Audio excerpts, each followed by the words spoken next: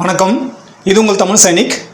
இந்த வீடியோவில் வந்து பார்த்தீங்கன்னாக்கா சர்வீஸ் பென்ஷனும் டிசபிலிட்டி பென்ஷனும் ரெண்டுமே சேர்ந்து கிடைக்கிறவங்களுக்கு ஒரு சின்ன மாற்றத்தினால அவருக்கு வந்து டோட்டலாக பார்த்தீங்கன்னாக்கா 2,58,487 ரூபா 50 பைசா வந்து அவருக்கு வந்து லாஸ் ஆகிருக்கு இன்றைக்கி டேட்டில். இது வெறும் பென்ஷனோட கேல்குலேஷன் தான், ப்ளஸ் அவருக்கு வந்து டிஏவும் சேர்ந்து அடங்கும். ஸோ டிஏ வந்து நம்ம எடுக்கல, ஏன்னா அது ஒவ்வொரு 6 மாதத்துக்கு வந்து மாற்றம் அடைஞ்சி வந்ததுனால இது டோட்டலாக வந்து பார்த்தீங்கன்னாக்கா 9 வருடம் 5 மாதத்துக்கான நம்ம கேல்குலேஷன் எடுத்திருக்கோம். ஸோ அதனால் 113 மாதத்தோட கேல்குலேஷன் தான் இது.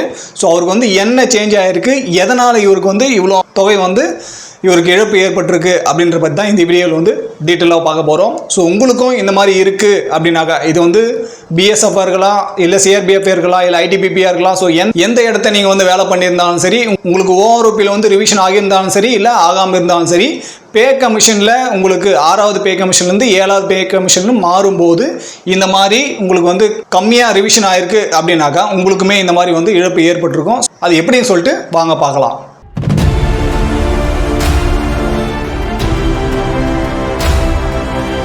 ஸோ ஃபஸ்ட்டு வந்து நீங்கள் சர்வீஸ் பென்ஷனும் வாங்குறீங்க, அதே போல் டிசபிலிட்டி பென்ஷனும் வாங்குறீங்க. ஒரு சிலருக்கெல்லாம் சர்வீஸ் பென்ஷன் மட்டும் கிடைக்கும். ஸோ சர்வீஸ் பென்ஷன் வாங்குறாங்க, டிசபிலிட்டி பென்ஷன் வாங்குறாங்க அப்படின்னாக்கா ஸோ இவரோட நம்ம யாரோட டீட்டெயில்ஸ் எடுத்துக்கிறோமோ அந்த நபரோட நெட் குவாலிஃபைங் சர்வீஸ் வந்து பார்த்தீங்கன்னாக்கா டோட்டலாக ஒரு 12 வருஷம் 2 மாதம் வந்து சர்வீஸ் பண்ணியிருக்காரு. இவர் வந்து பிஎஸ்எஃப் சேர்ந்தவர். இவர் வந்து இன்வேலிட் அவுட்டில் வந்து பென்ஷன் அவுட் ஆகியிருக்காரு. ஸோ இவர் வந்து இன்வேலிட் அவுட்டில் ஆனதுனால இவருக்கு சர்வீஸ் பென்ஷன் கிடைக்குது, டிசபிலிட்டி பென்ஷன் கிடைக்குது. அதே போல் இவர் 5th பே கமிஷன் வந்து ரிட்டையர்மெண்ட் ஆகும்போது அவருக்கு டோட்டல் சர்வீஸ் ப்ளஸ் வெயிட்டேஜ் அந்த கேல்குலேஷனில் இவருக்கு வந்து பென்ஷன் கேல்குலேஷன் பண்ணியிருக்காங்க. ஸோ இப்போ நம்ம வந்து 6th பே கமிஷன்லேருந்து தான் நம்ம வந்து இவரோட கேல்குலேஷன் எடுத்திருக்கோம்.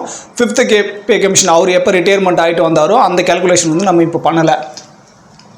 ஸோ இவருக்கு as per 6th pay commission படி இவர் வந்து ரிட்டையர்மெண்ட் ஆனது பார்த்தீங்கன்னாக்கா 2001. ஸோ அப்போ வந்து பார்த்தீங்கன்னாக்கா 5வது பே கமிஷன் இருந்தாச்சு. அதுக்கப்புறம் 6வது பே கமிஷனில் ரிவிஷன் ஆச்சு. அதுக்கப்புறம் 7வது பே கமிஷனில் ரிவிஷன் ஆகிருக்கு. ஸோ இவருக்கு வந்து 6வது பே கமிஷனில் ரிவிஷன் ஆகும்போது இவரோட பேசிக் பென்ஷன் வந்து சர்வீஸ் பென்ஷனோட பேசிக் பென்ஷன் வந்து 5,760 ரூபாயை வந்து ஆகியிருக்கு. ஸோ அதுக்கு தகுந்தாப்புல இவரோட டிசபிலிட்டி பென்ஷன் வந்து பார்த்தீங்கன்னாக்கா 2,592 ரூபா வந்து ஆயிடுச்சு. இது வந்து 75% கணக்கீடு படி வந்திருக்கு.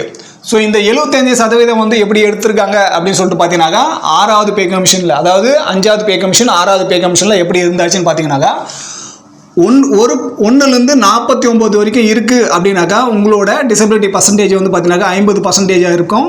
ஸோ 50லேருந்து 75 வரைக்கும் இருக்குது அப்படின்னாக்கா உங்களுக்கு வந்து 75 வந்து கணக்கெடு பண்ணுவாங்க. 76லேருந்து 100 இருக்குது அப்படின்னாக்கா உங்களுக்கு 100% வந்து பார்த்தீங்கன்னாக்கா டிசபிலிட்டி பென்ஷன் வந்து கேல்குலேட் பண்ணுவாங்க. ஸோ உங்களுக்கு வந்து 50% வந்து கொடுத்துருக்காங்க, ரவுண்ட் ஆஃப் பண்ணியிருக்காங்க அப்படின்னாக்கா உங்களோட பேசிக் பென்ஷன்லேருந்து 30% வந்து டிசபிலிட்டி பென்ஷனாக வந்து கிடைக்கும். ஸோ இவருக்கு வந்து 45% இங்கே 75 வந்து இருக்கிறதுனால இவருக்கு வந்து 45% எடுத்து ஸோ இந்த 7,760 இன்ட்டு 45 டிவைடட் பை 100 போடும்போது வந்து பார்த்தீங்கன்னா இவருக்கு 2,592 ரூபா வந்து கிடைக்குது. ஸோ இது ரெண்டும் சேர்த்து இவருக்கு 8,352 ரூபா ப்ளஸ் டிஏ வந்து கிடைக்கும்.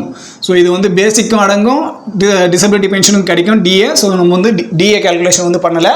இப்போ நீங்கள் பிபிஓ ஒன்று பார்த்துருக்கீங்க. இந்த பிபிஓவில் அவரோட சர்வீஸ் எலிமெண்ட்டும் கொடுத்துருக்காங்க, டிசபிலிட்டி எலிமெண்ட்டும் கொடுத்துருக்காங்க. ரெண்டுத்தோட கூட்டுத்தொகையும் வந்து பார்த்தீங்கன்னா இங்கே 8,352 ரூபா வந்து கொடுத்துருக்காங்க. இது 6வது பே கமிஷன் படி. ஸோ இப்போ 7வது பே கமிஷனில் இவரோட பேசிக் பே 2.57 வந்து மல்டிப்ளை பண்ணியிருக்கணும். ஆனால் இங்கே வந்து பார்த்தீங்கன்னாக்கா அதுவுமே வந்து தவறான முறையில் ஆயிருக்கு.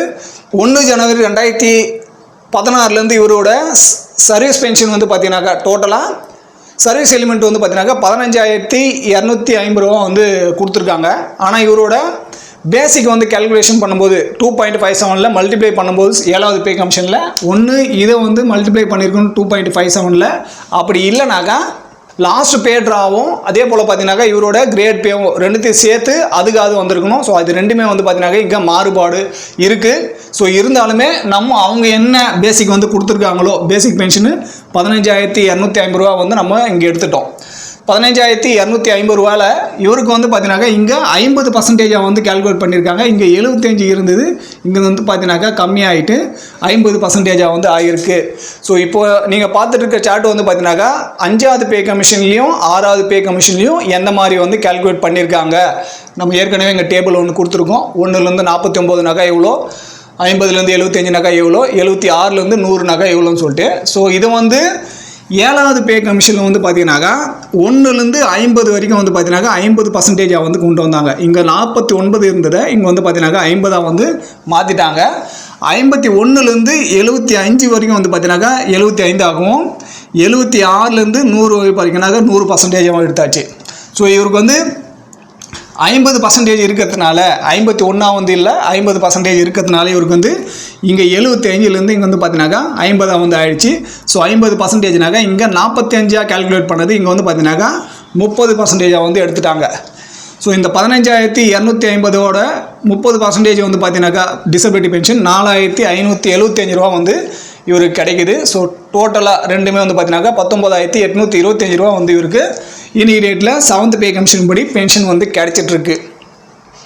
ஸோ இவருக்கு வந்து ஓஆர்ஓபியில் வந்து இன்க்ளூட் ஆகலை. ஏன்னா ஓஆர்ஓபியில் வராதனால எங்களுக்கு பே ரிவிஷன் ஆகலை. இவங்களுக்கு ஒன்லி வந்து பார்த்தீங்கன்னாக்கா பே கமிஷனில் மட்டும்தான். ஸோ இப்போ வந்து 6வது பே கமிஷனில் பண்ணியாச்சு, 7வது பேரில் வந்தாச்சு. நெக்ஸ்ட் வந்து பார்த்தீங்கன்னாக்கா 8வது பே கமிஷன் வரும்போது அந்த ஃபிட்மெண்ட் ஃபேக்டரியில் இந்த பேசிக் பேவை வந்து பார்த்தீங்கன்னாக்கா மல்டிப்ளை பண்ணுவாங்க. ஸோ அதுக்கு வந்து என்ன வருதோ அதுதான் இவங்களோட பேசிக்காக இருக்கும். அந்த பேசிக்கு இவரோட டிசபிலிட்டி பென்ஷன் வந்து பார்த்தீங்கன்னாக்கா 50 வந்து கணக்கீடு பண்ணுவாங்க. இன்கேஸ் இவர் வந்து கோர்ட்டில் கேஸ் போட்டு ஜெயிச்சிடுறாரு அப்படின்னாக்கா, ஏன்னா ஒரு பென்ஷனருக்கு வந்து ஏற்கனவே கொடுத்துட்டு இருக்க அமௌண்ட்டை வந்து பார்த்தீங்கன்னாக்கா இங்கே வந்து கம்மி பண்ணியிருக்கக்கூடாது, ஆனால் கம்மி பண்ணியிருக்காங்க. ஸோ இவர் வந்து கேஸ் ஃபைல் பண்ணுறாரு அப்படின்ற பட்சத்தில் இவருக்கு வரதுக்கான வாய்ப்பு வந்து இருக்குது. அது வந்து அவரோட தனிப்பட்ட முடிவு. அவர் வந்து கோர்ட்டுக்கு போகிறாரா இல்லையான்னு சொல்லிட்டு. ஆனால் அவரோட இழப்பு வந்து என்னவா இருக்குன்னு சொல்லிட்டு நம்ம கால்குலேட் பண்ணும்போது இவருக்கு வந்து டோட்டலாக இந்த 75%லேயே வந்து கால்குலேட் பண்ணுறாங்க அப்படின்னாக்கா ஒவ்வொரு மாதமும் டிசபிலிட்டி பென்ஷன் வந்து பார்த்தீங்கன்னா 6,862 ரூபா 50 பைசா வந்து பார்த்தீங்கன்னாக்கா இங்கே அவருக்கு கிடச்சிருக்கணும். ஸோ அதுலேருந்து 4,575 ரூபா நம்ம வந்து மைனஸ் பண்ணியாச்சுனாக்கா அவருக்கு கிடைக்காது இருக்கிற அமௌண்ட்டு 2,187 ரூபா 50 பைசா வந்து அவருக்கு ஒவ்வொரு மாதமும் கம்மியாக இருக்குது. அதாவது இந்த சிறிய மாற்றத்தினால. ஸோ இப்போ நம்ம டோட்டலாக 2016லேருந்து, ஏன்னா 7th பே கமிஷன் வந்து பார்த்தீங்கன்னாக்கா 1 ஜனவரி 2016லேருந்து கொடுக்க ஸ்டார்ட் பண்ணாங்க. அந்த 2016லேருந்து இந்த மாதம் வரைக்கும் மே மாதம் வரைக்கும் பார்த்தீங்கன்னாக்கா 113 மாதம் வருது. 9 வருடம் 5 மாதமும் வந்து ஆகுது. ஸோ அதில் வந்து 113 மாதத்தோட நம்ம கேல்குலேஷன் வந்து பார்த்தீங்கன்னாக்கா 2,58,487 ரூபா 50 பைசா வந்து அவருக்கு ஒன்லி இந்த டிசபிலிட்டி பென்ஷனுக்கான டிசபிலிட்டி எலிமெண்ட்டுக்கான அந்த பேசிக் மட்டுமே வந்து பார்த்தீங்கன்னாக்கா இங்கே இவ்வளோ வருது. ஸோ இதுக்கான டிஏ வந்து 1 ஜனவரி 2026லேருந்து இன்றைக்கி டேட் வரைக்கும் டிஏ கால்குலேட் பண்ணி அதோட கணக்கீடு பார்க்கும்போது இன்னுமே இந்த தொகை வந்து அதிகமாகும். ஸோ இந்த மாதிரி யாராவது நீங்கள் உங்களுக்கு டிசபிலிட்டி பென்ஷன் வந்து கம்மியாக இருக்குது, அதாவது ஏற்கனவே இருந்த இது ஒன்லி வந்து பார்த்தீங்கன்னாக்கா 6வது பே கமிஷனுக்கு முன்னாடி வந்திருக்கீங்க அப்படின்ற பட்சத்தில் இந்த மாதிரி உங்களுக்கு வந்து ப்ராப்ளம் வந்திருக்கும். ஸோ இந்த மாதிரி உங்களுக்கு 75லேருந்து 50 வந்து கம்மி பண்ணியிருக்காங்க. ஸோ 50% ரவுண்ட் ஆப்பில் வந்து 50க்குள்ளே இருந்தாச்சு. அதனால் உங்களுக்கு வந்து 75லேருந்து 50 வந்து மாற்றிட்டாங்க அப்படின்ற பட்சத்தில் உங்களுக்கு வந்து இவ்வளோ இழப்பீடு வந்திருக்கும். ஸோ இதை வந்து நீங்கள் செக் பண்ணி பாருங்கள். உங்களோட பிபிஓவில் நீங்கள் செக் பண்ணும்போது தான் இந்த மாதிரி தவறுகள் வந்து நடந்திருக்கும். ஸோ அது கண்டுபிடிச்சி நீங்கள் தான் அதுக்கான உங்கள் பணத்தை வாங்குறதுக்கான வேலையை நீங்கள் தான் பண்ணணும். ஸோ அதனால் இந்த மாதிரி இருக்குது அப்படின்றவங்க நீங்கள் கண்டிப்பாக ஏதாவது ஒரு வழியில் நீங்கள் இந்த இழப்பீடு வந்து வாங்கிறதுக்கான முயற்சி வந்து மேற்கொள்ளுங்கள். ஸோ இந்த வீடியோவில் நான் என்ன சொல்ல முயற்சி பண்ணணும், அது வந்து உங்களுக்கு பிடிச்சிருந்தாக்கா வீடியோ லைக் பண்ணுங்கள். ஃபஸ்ட் டைம் நம்ம சேனலில் பார்க்குறவங்க மறக்காமல் சேனலை சப்ஸ்கிரைப் பண்ணிவிட்டு பக்கத்தில் இருக்க பெல் ஐக்கானை கிளிக் பண்ணிங்க. அதே போல் சேனலில் இருக்க பழைய வீடியோ பார்த்து ஷேர் பண்ணியும் சேனலுக்கு சரி பென்ஷனுக்கு சரி உங்களோட சப்போர்ட் வந்து கொடுங்க. ஸோ இந்த வீடியோ கடைசி வரைக்கும் பார்த்ததுக்கு நன்றி. இதே போல் இன்னொரு வீடியோவில் மீண்டும் சந்திக்கலாம். நன்றி, வணக்கம்.